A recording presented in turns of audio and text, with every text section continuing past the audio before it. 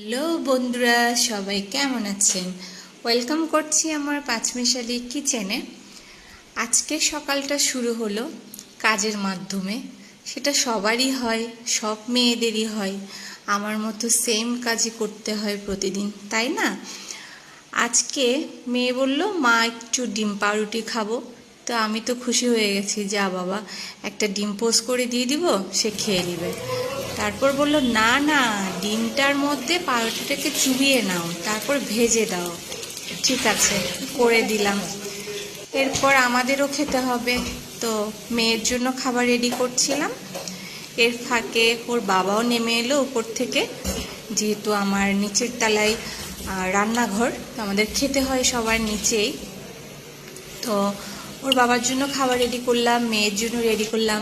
এরপরে আমি 1 কাপ চা নিয়ে বসলাম, কিন্তু আমি খাবো পরোটা দিয়ে।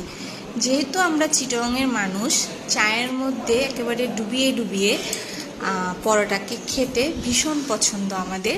তো এই খাবারটা কার কার পছন্দ আমার মতো কমেন্ট করে জানাবেন। ধন্যবাদ সবাইকে আমার সাথে থাকার জন্য।